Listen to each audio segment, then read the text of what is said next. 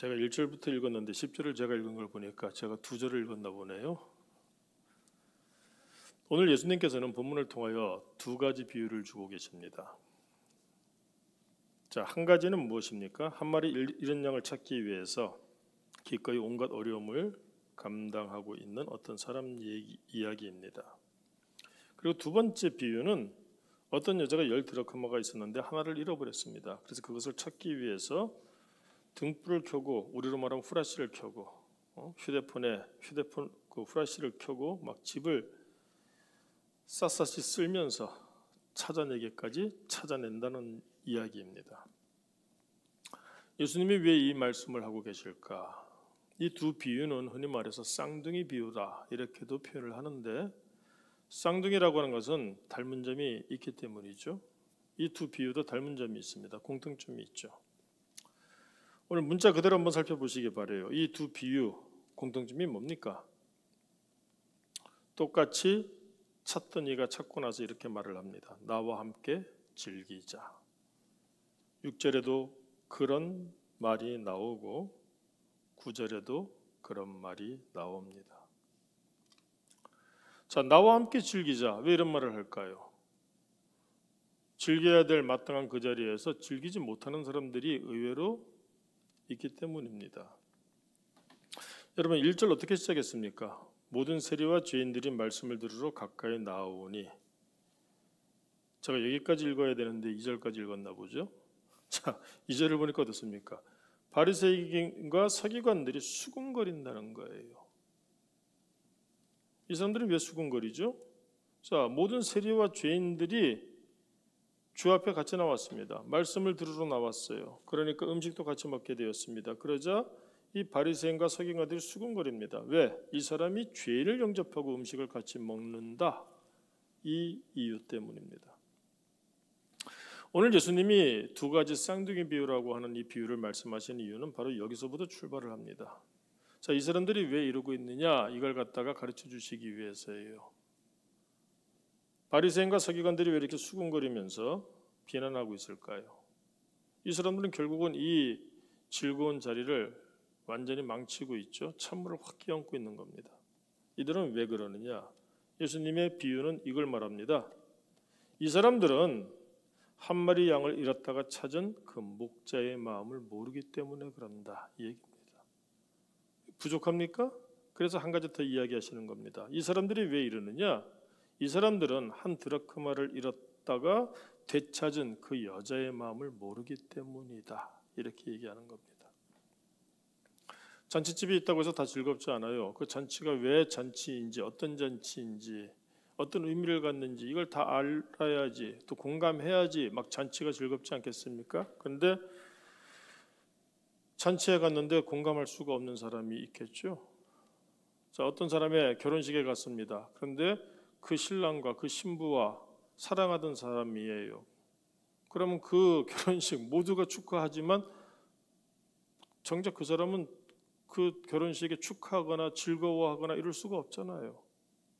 좀 지나친 비유 같습니다만은 오늘 본문 말씀에 나타나는 이 바리새인과 서기관들이 그와 같다는 겁니다. 교회 나오니까 행복합니까? 근데 교회 나와서 행복하지 않으신 분들도 있을 것 같아요. 뭐 굳이 불행하면서까지 교회 나오시진 않겠지만 교회를 나와도 덤덤하고 그냥 멍하니 계시는 분들도 있잖아요. 왜 그럴까? 오늘 여러 가지로 말씀을 주는 겁니다. 왜 그러느냐? 한 마리 양을 잃었다가 찾은 목자의 마음을 모르니까 그렇게 댐댐하게 있는 것이다. 이 얘기입니다. 한 드라크마를 잃었다가 되찾은 여자의 마음을 모르기 때문에 그렇게 그냥 덤덤하게 그러는 것이다. 심지어 찬물을 끼얹는 것이다. 자, 이 사람들 바리새인과 서기관들 왜 모를까요? 왜 이 목자의 마음, 여자의 마음을 모를까요? 간단해요. 그 잃어버린 한 마리 양이 이 목자에게 어떤 가치가 있는지, 그 잃어버린 한 드라크마가 이 여인에게, 이 여자에게 어떤 의미가 있는지를 모르기 때문에 그런 겁니다. 여러분, 한 마리 양, 한 드라크마, 이것이 가지는 그 의미가 뭔지 아세요? 잃어버린 한 마리 양. 여러분, 가축을 목축을 하는 사람들이 그 가축을 대할 때 어떤 마음으로 대할까요? 여러분들 자동차를 어떻게 대합니까? 뭐 사람마다 차이가 있죠. 뭐 자동차 그렇게 중요하게 귀하게 대하지 않는 분들도 계시겠습니다만은 대부분의 사람들은 자동차를 새로 사면은 아주 금지옥엽으로 이렇게 대합니다. 주차시킬 때 보면은 옆에다가 주차시켜 놓고서 옆에다 이렇게 가드까지 쳐놓고 가시는 분들도 있더라고요. 우리가 그 정도 생각해 보면 됩니다. 우리가 옛날 일들을 좀 소록소록 한번 좀 끄집어낼 필요가 있는 것 같아요. 왜? 목자의 마음을 알기 위해서. 우리나라에서 농촌에서 농부가 소를 대할 때 어떻게 대하는지 아세요? 여러분들 집에서 반려견을 대할 때, 반려묘를 대할 때 어떤 마음으로 대합니까? 농촌에서는 소를 단지 이 뭐 밭을 갈고 논을 갈게 하고 그러다 때가 되면 나중에 뭐 늙어서 힘이 없어지면 잡아먹고 이렇게 생각하면 오산이에요. 농촌에서 그 농부들은 그 소를 우리가 반려견, 반려묘를 대하듯이 대합니다. 아니 오히려 더 가까워요. 사실 집에서 키우는 반려견하고 반려묘야 뭐 먹는 것밖에 더 합니까? 먹고 싸고 그거밖에 더 해요? 뭐 애교 부리고. 근데 소는 어떻습니까? 그 집안의 모든 것들을 책임져 주는 그런 동물이에요. 어깨에다가. 저는 한 가지 이해할 수 없는 것이 개고기는 먹으면 안 된다고 난리를 치는데 왜 소고기는 먹는지 모르겠어요. 이유는 한 가지입니다. 소의 그 눈망울을 본 사람들은 오히려 개보다 소에 대해서 더 연민을 가질 수도 있습니다. 생각해 보십시오. 아침에 일어나서 소죽을 쓴다고 해요. 그래서 그 소가 먹을 걸 갖다가 가마솥에다가 끓입니다. 벌써 새벽 3시, 4시에 일어나서 우리 어머니들이 자녀들을 위해서 아침밥 해주잖아요. 그때 그 정성이 어떤 정성입니까? 그렇게 소죽을 쐬줘요. 그걸 쇠죽이라고 하죠. 그래서 그걸 먹인단 말입니다. 또 뜨거우면 이 상할까봐 또 다 식혀갖고서 적절하게 해서 거기다 또 좋은 것들 타서 먹여요. 그리고 아침에 출근하면서 같이 나간단 말입니다. 자동차 타듯이. 그래서 몰고 나가서 어떡합니까? 또 하루 종일 같이 들판에서 논에서 그 소하고 같이 지내는 겁니다. 우리 집안을 이렇게 세우는 거예요. 그러다가 또 산에 가서 꼴을 먹인다 그러죠. 그러니까 하루 종일 그 소하고 같이 지내는 겁니다. 어디 아프지 않나. 또 소가 얼마나 순하고 또 주인의 말을 잘 듣는 줄 아십니까? 주인을 바라보고 주인을 가릴 줄 압니다. 그 농부의 마음이 소를 볼 때마다 어떨까요? 근데 자녀가 서울에 있는 대학교에 진학을 합니다. 가난한 농부니까 학비를 대줄 수가 없죠. 여러분 왜 상아탑이라고 하는 줄 아세요? 우골탑이라고 하죠. 죄송합니다. 예. 상아탑은 상아탑이고 우골탑이라고 하는데 우리 70년대에는 80년대에는 대학교를 우골탑이라고 했어요. 그게 우골이 뭡니까? 소, 골, 뼈, 소뼈란 얘기예요. 뭐 대부분 농사짓는 농부의 아들들이, 자녀들이, 딸들이 서울에 올라와서 학교를 다닙니다. 학비를 뭘로 대겠어요? 소를 판단 말입니다. 자, 근데 소 팔 때 어떻게 되는 줄 아세요? 온 집안이 초상 분위기인 집안이 많아요. 그 소를 팔 때 소도 가다가 돌아보며 눈물을 흘립니다. 그리고 웅 하고 울어요 소가. 그리고 막 안 가려고 막 이렇게 힘을 쓰는 소들도 있어요. 그러다가 사람이 너무 힘들면 어떻게 돼요? 똥오줌을 지리죠. 소가 바로 똥오줌을 지립니다. 그러면서 안 가려고 해요. 무서워서 안 가려는 것이 아니라 떠나지 않으려고. 그러면 그 농부도 울고 온 집안 울고 아이들은 막 가서 매달리고 그러면서 소를 보낸단 말입니다. 그 아이들, 자녀들 대학 보내려고. 제가 이 말씀을 왜 드리는지 출발점을 기억하고 계시죠? 이 당시에 유대인들에게 있어서 목자와 양의 관계가 그런 관계입니다. 언젠가 엘리베이터에 보니까 이렇게 그 애완묘를 찾는다는 고양이인데 고양이 싫어하시는 분들 많은데 그 고양이가 신기하게 생겼어요. 근데 고양이를 찾는다는 전단을 붙인 걸 봤습니다. 근데 그 전단을 한 2달 정도 붙여놓더라고요. 또 산에 올라갔는데 그 산에다가 그 애완견을 잃어버렸다고 막 뭐 사례를 뭐 몇백만 원 하겠다 붙여놓은 것이 있어요. 그것도 한 2-3달 가더라고요. 근데 그 이상의 마음으로 지금 이 목자에게는 이 잃어버린 양이 의미가 있다는 겁니다. 자, 생각해 보십시오. 그런 의미가 있고 가치가 있는 양을 찾았습니다. 그것도 광야에서 찾았어요. 언제 잡혀 먹을지 모르지 않습니까? 이거 아무것도 할 수가 없습니다. 근데 그 양을 찾았어요. 그러니까 그 목자가 어떻게 했습니까? 그래서 오늘 성경 말씀은 그겁니다. 나와 함께 즐기자. 6절 보세요. 집에 와서 그 벗과 이웃을 불러 모으고 말하되 나와 함께 즐기자. 나의 잃은 양을 찾아내었노라. 그런데 문제는 뭡니까? 그런데 비아냥거리고 수군거리면서 찬물을 끼얹는 사람도 있다는 거예요. 자, 이 말씀만 듣고서는 좀 깨닫기가 어려운가 보죠? 사람들이 좀 민둥민둥한 것 같아요. 그러니까 두 번째 비유를 연이어서 말씀하십니다. 자, 잃어버린 한 드라크마, 이 가치가 어떠한 가치이길래 이 여인은 이렇게까지 눈에 불을 켜고 등불을 밝히고 막 비지를 해다면서 그 쓸어가면서 그걸 찾았을까요? 드라크마라고 하는 것은 은전입니다. 은으로 만든, 우리는 동전을 사용하지만 그들은 은전을 사용했는데 이 드라크마가 은전이에요.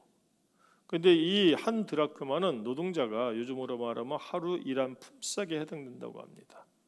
자, 10드라크마가 있었어요. 열흘치 품삯이죠. 그런데 한 드라크마를 잃어버렸습니다. 그러니까 하루치를 잃어버린 거예요. 자, 요즘 하루치 일당이 얼마 정도 될까요? 뭐 하는 일에 따라서 다르겠지만 그냥 쉽게 이야기해서 10만 원이라고 합시다.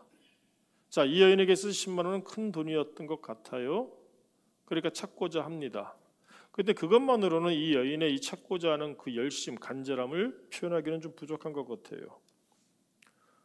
그래서 이것저것을 보다 보니까 이런 자료를 봤습니다. 당시 유대의 여자들은 자, 예수님의 어머니 마리아가 결혼하기 전에 예수님의 아버지 요셉과 어떻게 했습니까? 정혼하였다 이렇게 돼 있죠. 아직 식을 올리지 않고 우리로 말하면 약혼하였다고 돼 있습니다. 요즘 우리는 약혼 안 하죠. 자, 근데 예전에는 약혼을 했었습니다. 약혼을 하게 되면은 뭘 주고받습니까? 약혼 예물을 주고받죠. 요즘이야 뭐 다이아몬드도 있고 금도 있고 하지만 그 당시에는 그런 것들이 없다고 봐도 무방하겠죠. 그러니까 무엇으로 언약을 맺을까요? 드라크마는 은전입니다. 은이지 않습니까? 그래서 그것을 통상 상례적으로 10개를 딱 결혼할 그 앞으로 아내가 될 결혼을 약속할 여인에게 준다고 합니다. 그러면 이 여인은 자, 나는 임자 있는 몸이잖아요. 요즘이야 좀 많이 개방되어 있지만 2000년 전이면 어떻겠어요? 뭐 동양만 그렇겠습니까? 서양도 마찬가지죠. 여자의 정절이라든가 이런 것들이 굉장히 중요하죠. 나는 임자 있는 몸이야. 넌 보지 마. 이런 겁니다. 그래서 어떻게 하죠? 그 은전 10개를 주일에다가 꿰어서 우리 여자분들 머리에다가 이렇게 똥모래에서 묶죠? 그것처럼 머리를 묶는 데 사용했다는 겁니다. 머리 장식으로. 어떻게 묶었는지 제가 여자가 아니라서 모르겠습니다만은 이렇게 그걸 갖다가 이렇게 묶었다는 거예요. 머리를. 그러면 은전이니까 어때요? 가치도 있고 보기에도 눈에 확 띄고 당시에 뭐 금은 보석이 있었겠습니까? 자, 그런 의미가 있다는 거예요. 그런데 그 10개 중에서 하나를 잃어버렸다. 그럼 어떻게 됩니까? 쉽게 얘기해서 이렇게 생각하면 됩니다. 여러분 결혼했는데 목욕탕에 갔다든가 세면대에다가 이렇게 씻다가 반지를 빼놨어요. 그리고 잃어버리고 그냥 갔습니다. 그래서 잃어버렸어요. 그러면은 남편이나 아내에게 어떻게 말을 하겠어요? 정말 당황스러운 게 아니라 당혹스럽겠죠. 이 여인이 지금 그런 겁니다. 아직 결혼도 하지 않았어요. 정혼했습니다. 예물을 받았어요. 그걸로 했는데 그걸 잃어버렸으니 어때요? 앞에 양을 잃어버린 목자하고 다를 바가 없죠. 식구를 잃어버렸습니다. 그 자기의 자식을 잃어버린 그 목자의 마음, 이 드라크마를 잃어버렸습니다. 그러니까 어때요? 불이 나게 찾는 겁니다. 어느 정도로 찾습니까? 8절을 보니까 등불을 켜고 집을 쓸면서 찾아내기까지 부지런히 찾지 아니하겠느냐. 우리가 살면서 뭔가 정말로 중요한 것인데 이거 어디 있지? 해서 그거 찾아보신 적 다 있으시죠? 여러 번 있으시죠?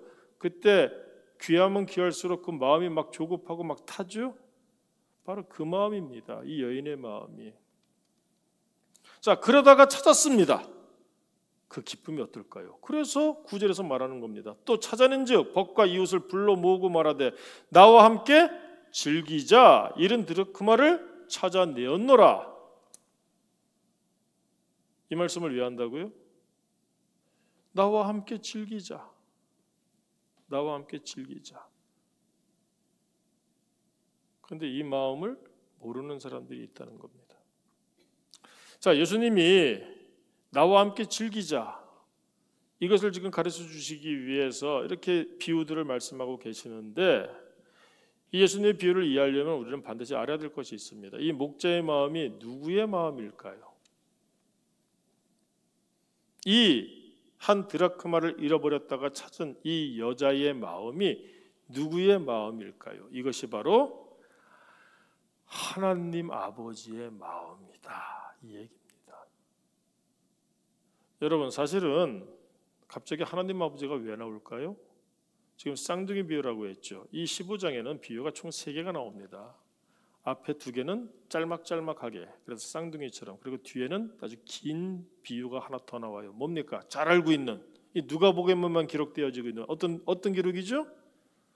우리가 흔히 탕자의 비유라고 하지 않습니까? 지금 결국은 우리를 향하신 아버지 하나님의 마음이 어떠한가 하는 것을 보여주기 위해서 말씀을 주시는 거예요. 즉, 잃어버린 한 마리 양이 누굴 말하는 걸까요? 잃어버린 한 드라크마가 누구를 말하는 걸까요? 바로 우리입니다. 우리를 바라보시는 아버지의 마음이 어떠하냐? 그때 찾았을 때에 하나님 아버지의 마음이 이와 같다. 뭡니까? 나와 함께 즐기자, 이 얘기입니다. 7절 보세요. 잃어버렸던 양을 찾았던 이 비유를 말씀하시면서 예수님이 뭐라고 결론을 짓습니까? 내가 너희에게 이르노니 이와 같이 죄인 한 사람이 회개하면 하늘에서는 회개할 것 없는 의인 99으로 말미암아 기뻐하는 것보다 더하리라. 이건 99이 무가치하다는 것이 아닙니다. 이 한 마리 양의 가치가 얼마나 하나님 앞에, 자, 하늘에서 지켜보시는 하나님 아버지의 마음이 어떠한가를 아주 극적으로 표현하고 있는 것이죠. 나를 향하신 하나님의 그 마음, 우리를 향하신 하나님의 마음, 그 마음을 보여주는 거예요. 10절도 보십시오. 드라크마 비유를 말씀하시고 나서 어떻게 말씀을 맺습니까? 내가 너에게 이르노니, 자, 이와 같은 이야기를 왜 했느냐? 이와 같이 죄인 한 사람이 회개하면, 이 드라크마, 잃어버린 드라크마 하나는 죄인 한 사람이에요. 그 죄인은 누굽니까? 우리입니다. 하나님 앞에 돌아오면 하나님의 사자들 앞에 기쁨이 되느니라. 아니, 이건 하나님의 사자라고 했지 않습니까? 라고 또 얘기하시겠습니까? 여러분, 하나님의 사자들, 우리가 사극을 보게 되면은 임금님 앞에 쫙 신하들이 도열해 있죠. 자, 임금님이 지금 기분이 좋습니다. 너무 좋아요. 그러면 신하들도 기분이 좋죠. 그런데 임금님 지금 심기가 아주 불편해요. 화가 났습니다. 그럼 신하들이 어찌할 바를 몰라 하죠. 이 하나님의 사자들이 지금 왜 기쁠까요? 아니, 하나님 아버지가, 하나님께서 지금 막 너무 기뻐하시니까 기뻐하는 것이죠. 예수님이 지금 이런 비유들을 연이어 들려주시는 이유는 우리가 하나님 앞에 찾아 나왔을 때 우리 하나님이 우리를 인하여, 우리를 통하여 얼마나 기뻐하시는지 나와 함께 즐기자, 바로 그 말씀을 주는 거예요. 여러분, 나와 함께 즐기자고 하는 이 즐거움이 무엇을 의미하는지 아십니까? 궁극적으로는 우리가 계속 누가복음을 통해서 지금 받아오는 주제가 있죠. 뭐죠? 하나님의 나라의 바로 천국 잔치를 말하는 겁니다. 왜 그런 줄 아세요? 여러분, 우리나라뿐만 아니에요. 모든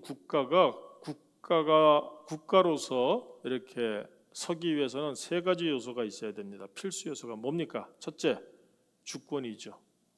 자, 대한민국은 민주공화국입니다. 왜 그렇습니까? 모든 주권은, 권력은 어디서부터 나옵니까? 국민으로부터 나오죠. 이게 잘못되면 독재국가가 되는 겁니다. 전체주의 국가가 되는 거예요. 우리는 민주공화국입니다. 그러므로 대통령이 아닙니다. 국회의원이 아닙니다. 전부 다 대의정치를 하는 것뿐이고 주권은 누구에게 있습니까? 국민에게 있죠.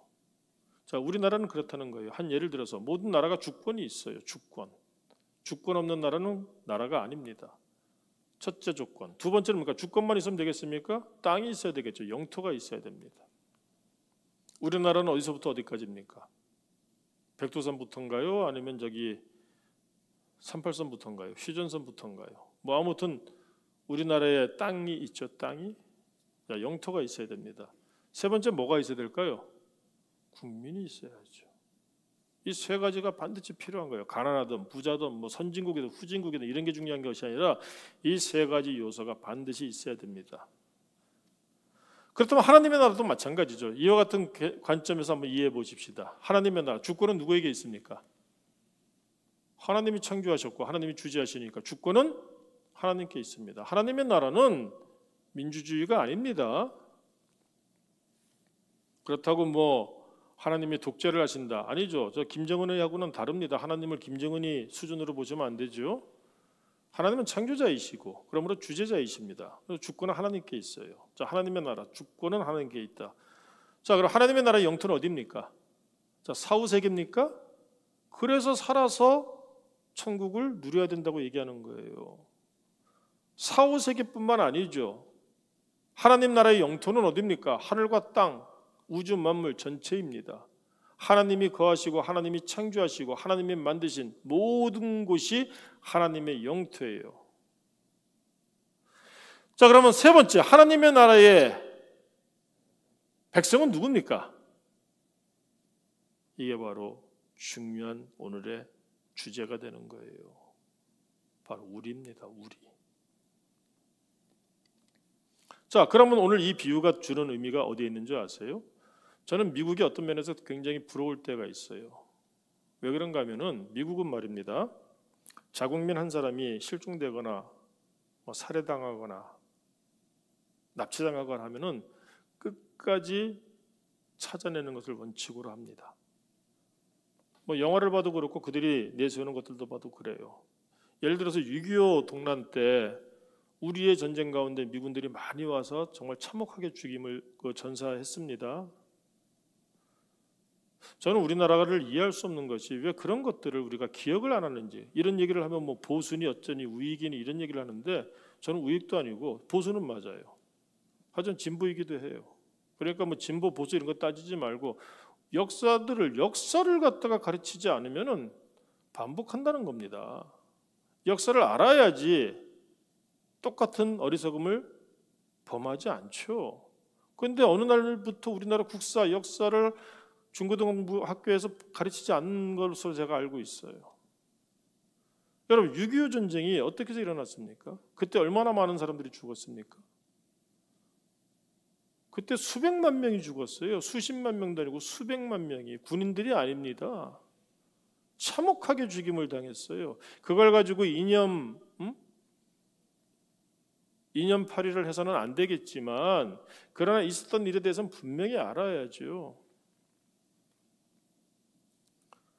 자, 아무튼 그와 같은 우리의 전쟁에 사실 보기 나름이겠죠. 뭐 더 좀 정확하게 얘기하자면은 그것이 강대국들 안에서 어쩔 수 없이 우리 이 땅에서 벌어진 비극적인 전쟁이긴 합니다만은 아무튼 미군들이 왔습니다. 자기들의 뭐 이익이 있으니까 왔겠죠. 근데 그들이 얼마나 많이 죽었습니까? 요지 말씀드리고자 하는 것은 그들의 그 유고를 지금도 수습을 하고 있다는 거예요.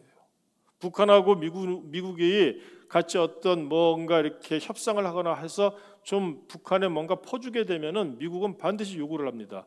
우리 6.25 때 죽은 전사들의 그 유고를 돌려달라, 수습해달라. 지난번에도 한 200구 정도 수습했잖아요. 저는 그렇게 생각해요. 이게 나라라고 생각합니다. 무슨 뜻입니까?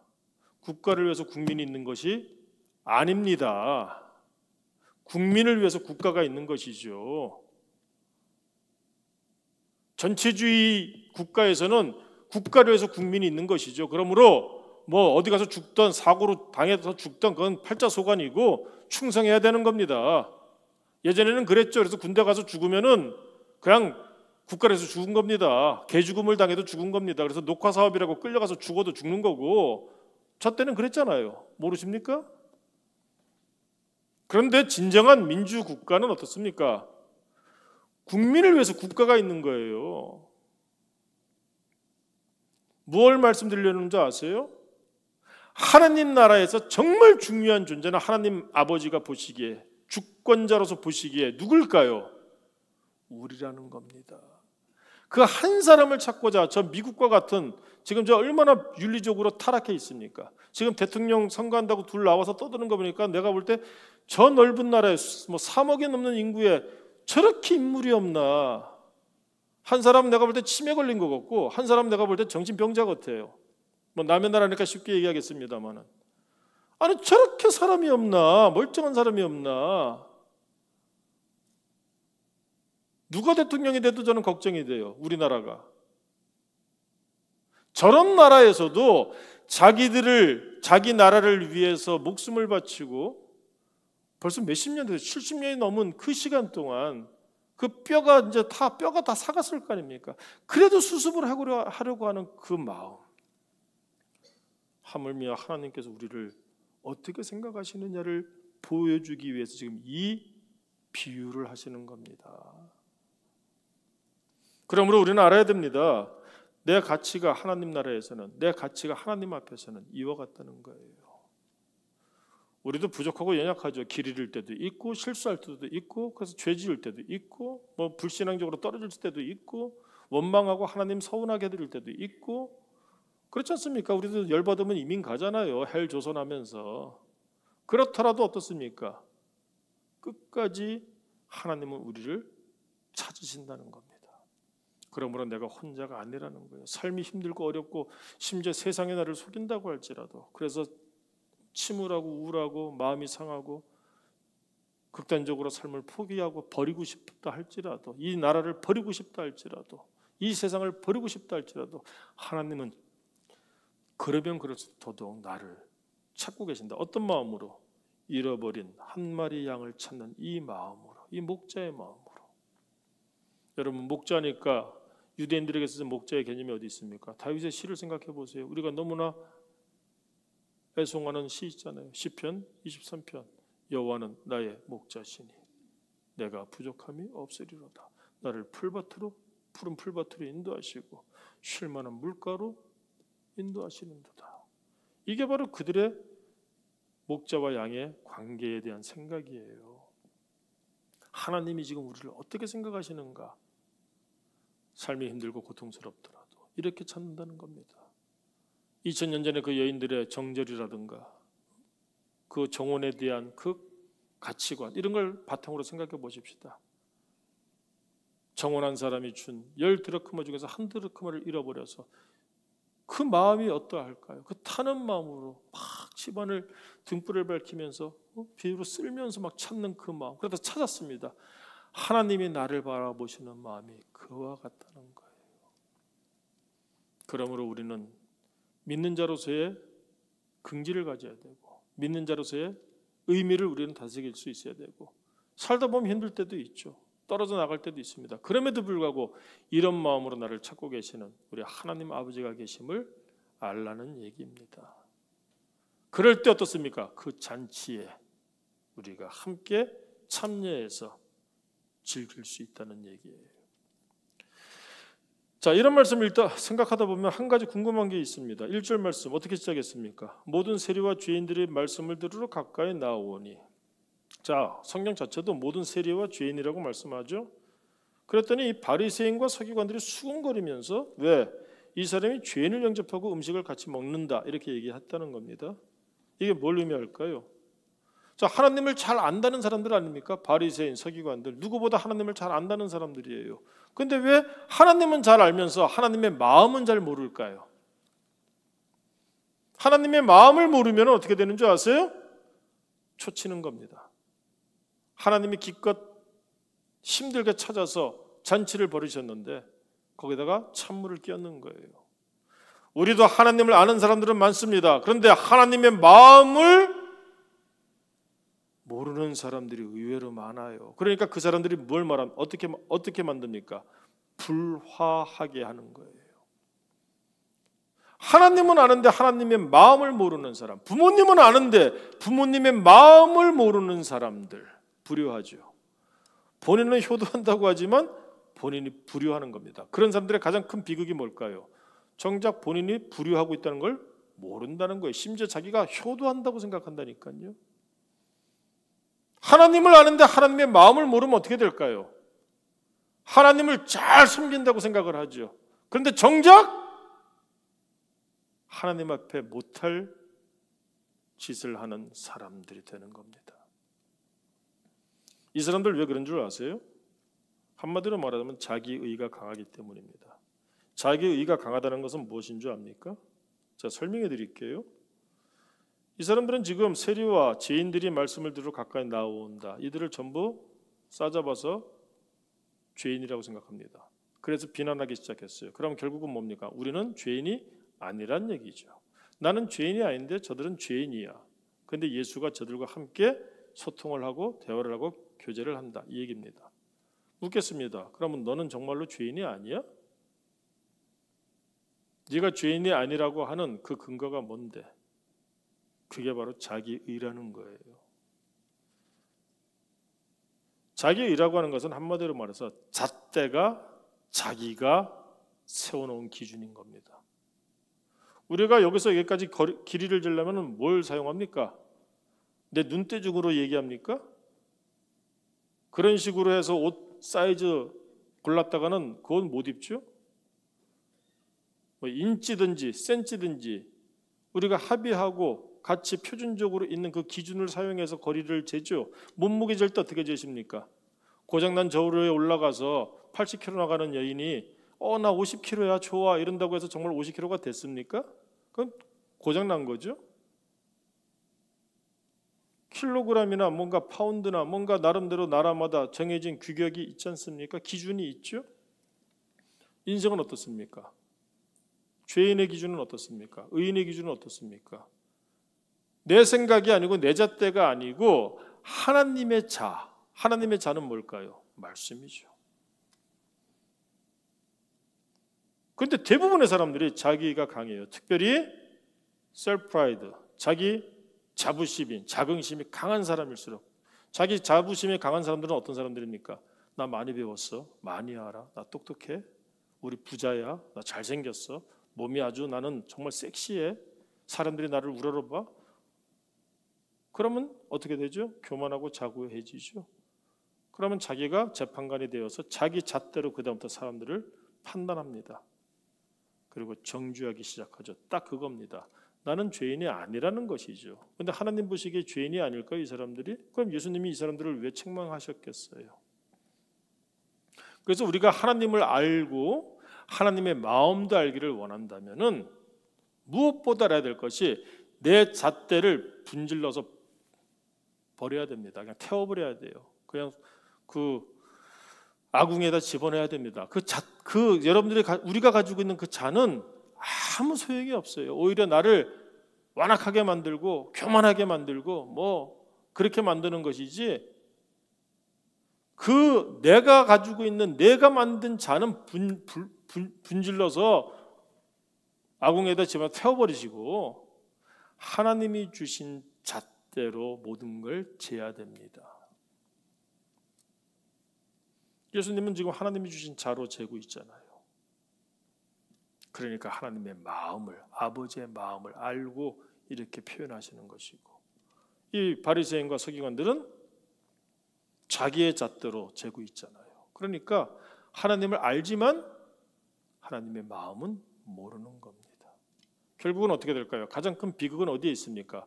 그래서 이 사람들이 막 불화시키고 막 그런 겁니까? 물론 분위기도 더러워지고 뭐 불화되고 뭐 다 좋아요. 그것도 말할 수 있어요. 하지만 개가 짖어도 기차는 간다는 말이 있어요. 뭐 그런다고 해서 천국 잔치가 끝장날 것 같습니까? 하나님이 여신 잔치인데 정말 가장 결정적인 비극은 뭡니까? 그 잔치에서 너는 즐기지 못해, 이 얘기입니다. 이런 마음으로 어떻게 뭐 예수님이 쫓아내셨습니까? 하나님이 쫓아내셨어요? 그게 아니잖아요. 스스로 그걸 누리지 못하는 겁니다. 왜? 자기 의가 강하니까 자기 잣대로 하나님의 나라를 재단하고 있으니까 즐길 수가 없죠. 결국은 뭡니까?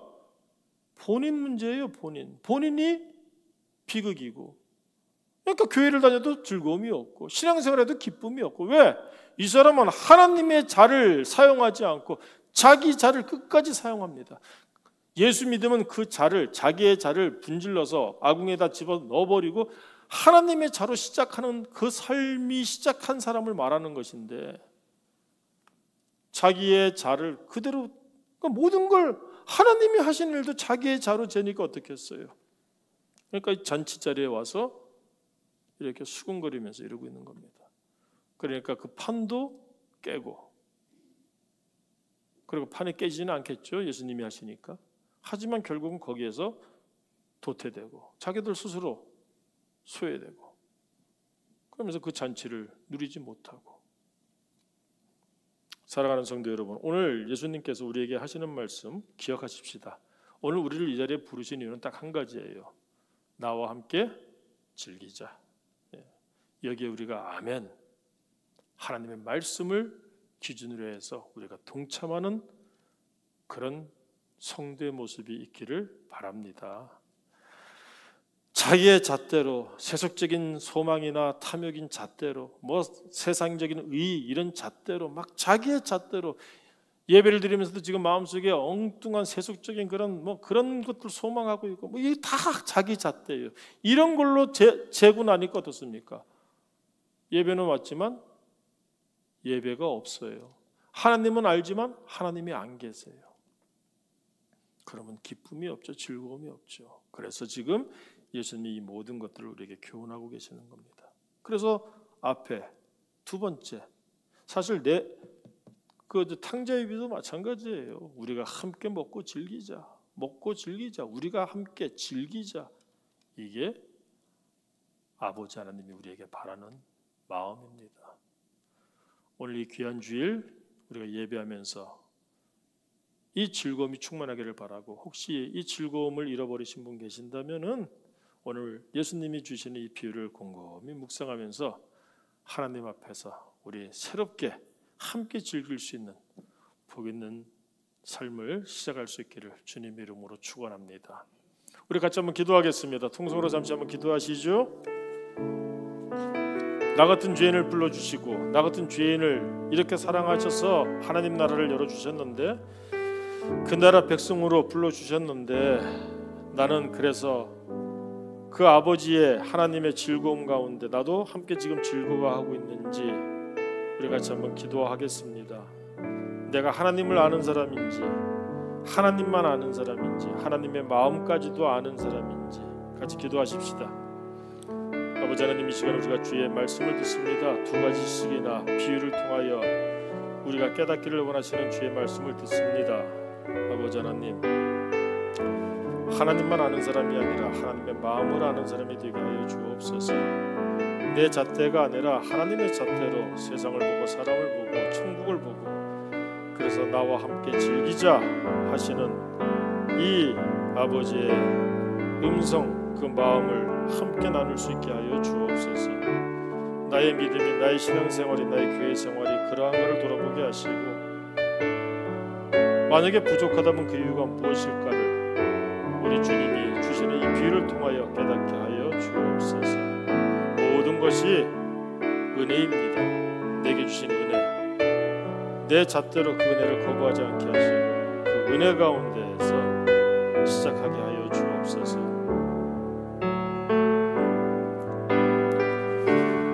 은혜 아니면 살아갈 수가 없네.